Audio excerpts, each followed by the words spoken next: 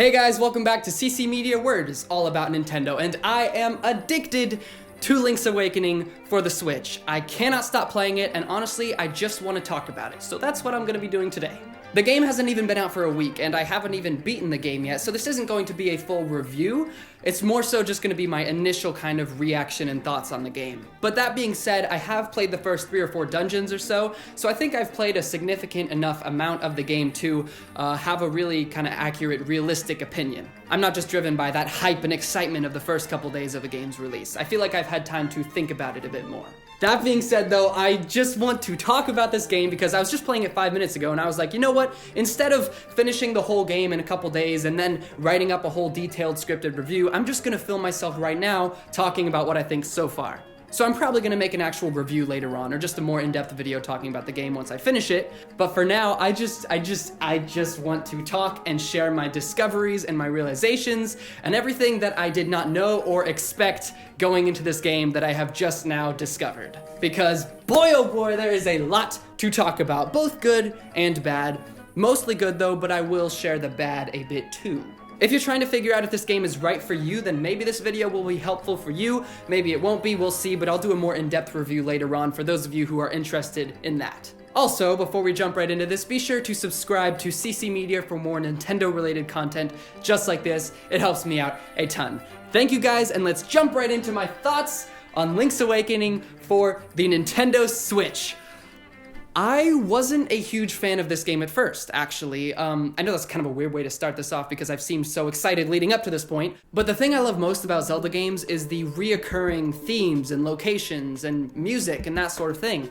And obviously, for those of you who know anything about Link's Awakening, one of the big things about that game is that it kind of abolishes most of the things that are so core to the Zelda formula. In Link's Awakening, there is no Zelda, there is no Triforce, no Hyrule, and so much of the game is spent in an entirely new location, or at least a location different from other games in the franchise, with new characters, new music, pretty much new everything. I mean, the core structure of the game is still there. You got dungeons and boss battles and mini-bosses and that sort of thing. This is a random time to bring this up, but I have not played the original Link's Awakening for the Game Boy before, because I know a lot of the stuff that I'm probably saying here as if it's new was actually from that game, but I didn't play it before, so that's why I'm treating all this as new. So yeah, my favorite thing about Zelda games was pretty much completely ignored in Link's Awakening, which already kind of turned me away at first. But you know what? I still picked up the game day one for $60 because it is a new Zelda game, and Zelda might just be my favorite Nintendo franchise,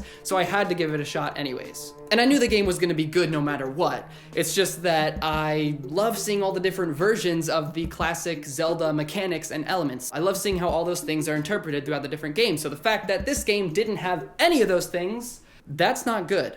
At least I didn't think it was good until I really started investing some time into this game. And then I discovered the dungeons and the combat, those sorts of things, they're good, but they're not terribly great or interesting or unique. The things that are so good about this game are the ways that it just takes risks and tries entirely new things and takes bold choices. This game breaks the fourth wall so many times, it had me laughing out loud at multiple points, whether it's through the dialogue or whether it's through the items. Because you can go find like a Yoshi doll, for example, or random items like dog food or whatever. Like, it's so weird. It is unbelievably quirky, and that's what I love so much about it. And I also think the art style works very well with that quirkiness. Like, there's one part where I actually did this in the E3 demo, but I had forgotten about it, where you're in the forest and there's this raccoon guy who's kind of messing with you, and then you sprinkle some magic powder on him, and then he turns into this kind of Italian-looking guy with a mustache, and he's got like kind of a backpack satch thing that has a ton of mushrooms, and he says something like, I ate one of these mushrooms and then somehow magically turned into a raccoon. That was weird. Anyways, time to go home. And I just laughed out loud because I'm pretty sure it was a reference to Mario. It has to be, right? It's little moments like these where you're just kind of like, oh, I think I see what you're doing there, where it's just like, it's so random and bizarre, but awesome. And it's not the type of thing you would expect to see in a normal Zelda game. Usually these games are more kind of serious in tone, or at least they take themselves seriously. This game doesn't really take itself seriously, and it's so interesting. There's one part where there's this claw machine minigame where you can get a Yoshi doll. It's just a straight up Yoshi doll sitting right there. which I actually find kind of funny because this game, its visual design to me is very similar to Yoshi's Crafted World. But anyways, you can get this Yoshi from the claw machine, and then as soon as you get it, it says, you can't even count how many games he's been in, you know, or something like that. That's totally just like breaking the fourth wall in every possible way. And there's actually a pretty good story reason for why that's the case. I won't explain it here because I do know why that is, because I've had it spoiled for me like years ago in the past. I've always known how Link's Awakening ends. So anyways, yeah, I think my favorite thing about the game is just how different it is from other Zelda games, which is funny because that's the exact opposite of how I thought I was going to feel about it. I thought I was going to not really like the game. I knew I was gonna get through it, you know, and play it, but I thought I was just kind of gonna be like, yeah, it's not really my thing because it doesn't really have a lot of the core kind of Zelda elements that I love so much about the series. But now I'm realizing that everything I love about this game is it not being much of a Zelda game at all. And like I said, there are dungeons and all that sort of thing. It's still got the structure of a Zelda game, and actually the world is very similar to Link to the Past. And I'm sure that's the way it was designed originally because it was a Game Boy game to kind of go along with Link to the Past for the SNES. I mean, not exactly, but like, you know what I mean. It was kind of a successor to that, and so the world here is very similar in terms of overall layout. And now that I went off on that little tangent, I completely lost my point. Anyways, maybe I was saying something important, I don't really know, but I'm gonna move on. Another thing I really like about this game that, once again, I thought I wasn't going to like, is the music. I think there have been some times where it does take tracks from Zelda history, like for example the overworld theme is just the normal overworld Zelda theme, but I also really like when it creates its own music, and like I said, I know it's the music from the original Link's Awakening, but I didn't play that, so this is my first time experiencing it. The music here really is great. Telltale Heights, of course, is exceptional. I also really like the Mabe Village theme. I say Mabe, I know some people say Mabe. How else could you say it? Mabe? The music in that village is really, really nice. I love just kind of how it's got like this sweet, almost kind of like babyish, not babyish, but just very kind of childlike innocence to it, which I think is really cool. And I guess that kind of embodies the game overall, just kind of a sense of childlike innocence. I mean, it's clear with the visual style, but also just with the tone that they took with it. The game just gives you this constant reminder that it doesn't really care what you think, because it's just gonna keep on throwing things at you and it just doesn't really care what happens. My biggest complaint about the game so far, I've talked positive stuff this entire time, but oh my gosh, this game has some serious performance issues. It is ridiculous. You look at a game like Breath of the Wild, which runs perfectly on the Switch, then you look at this game, which, you know, I mean, it's still a beautiful game, but you gotta admit there is less for it to load. Or maybe they just figured out a way to compress Breath of the Wild a ton in its file size. I don't know how any of that works. But to return back to what I was saying, this game has some performance issues that I've heard some people say it doesn't take away from the experience, and I've heard some people say it does. I tend to agree much more with the latter.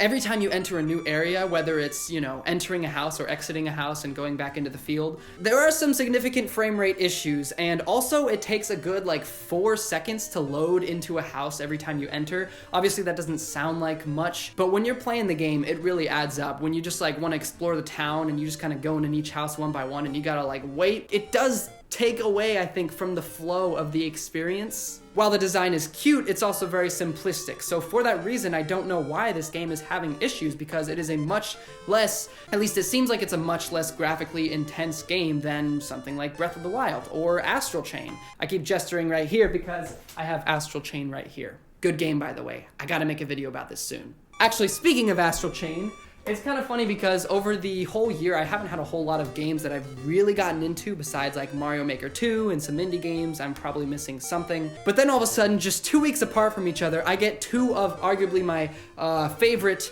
Switch games so far back to back, and I haven't beat Astral Chain yet. Obviously, I haven't beat Link's Awakening yet, and I don't know which one I'm going to beat first. Probably Link's Awakening because it's first party Nintendo and it's Zelda. But still, both these games are so great, and it just, they both came just like, they didn't come out of nowhere, but you know, it's just the fact that they came out so close together, it just like brought things from 0 to 100 for me, which is very exciting. It's very nice to have new games to play, but it just means I gotta get going on the content. I don't know what else to say, and I'm like struggling to think of stuff because like I mentioned earlier, I was just playing the game and I was like, you know what, I'm gonna make a video talking about it. I guess the last thing I should mention is the dungeons. I'm not a huge fan of the dungeons. I haven't started the Dungeon Maker thing, so that's why I haven't talked about that yet. Dampé's whole mode where you can build your own dungeons. I haven't started that yet, so that's why I haven't brought it up. But yeah, they're just not really doing it for me from a perspective of just kind of creativity and innovation. But you know, I don't dread doing them. It's just I would much rather explore the world, I think, and talk to the NPCs and that sort of thing than do the dungeons, which is usually the case for me with Zelda games anyways. I've generally always kind of shifted more toward wanting to explore the world as opposed to do the dungeons. I know a lot of people like dungeons more, but that's just my personal preference. I'm gonna go ahead and just end this here because I could probably keep going on forever, but I want to save some thoughts for later on when I've been able to formulate my opinion even more so after actually beating the game itself, because I've still got quite a ways to go. I don't know, are they like 7 dungeons, something like that, because there are 7 instruments. And I've done like 3 or 4 of them, so I'm probably about halfway there. I think one of the things I'm definitely going to talk about a lot in my review though is whether I think this is a $60 purchase, because right now it's not. I'm getting a lot of fun and enjoyment out of this thing, but I'm also guessing I'm gonna complete it in the next 4 to 5 hours. I don't know, you shouldn't judge the price of a game by how many hours it takes to complete, but it's just when you look at other games that are charged for $60 and then you look at something like this, it's a little bit just like, it's good, but the world map here is very small, first off. Like, it is a very small world. It's dense, they fit a lot into it. This just feels a little bit more like, it feels like Yoshi's Crafted World kind of did, where like, if you're a diehard Yoshi fan, totally go for it. Or if you're a diehard Zelda fan, totally go for it. But like, it doesn't feel like that is a full $60 experience. Yes! No, it feels like that is a $30 or $40 experience disguised as a $60 experience, if you know what I'm saying. But yeah, I'm gonna make a video talking about that and just kind of who I think this game is right for. But you know what? It's been fun, and I wanted to get some thoughts out there before I just like waited a week in order to write some kind of official professional review. I hope you guys have enjoyed listening to my thoughts on the game, and let me know what you think in the comments down below, whether you own the game yourself or are thinking about purchasing it. I'm very curious to hear. Once again, subscribe to the channel if you are interested for all sorts of Nintendo related content just like this. Stay tuned to CC Media for more unique and fun Nintendo related content, and I will see you in the next video.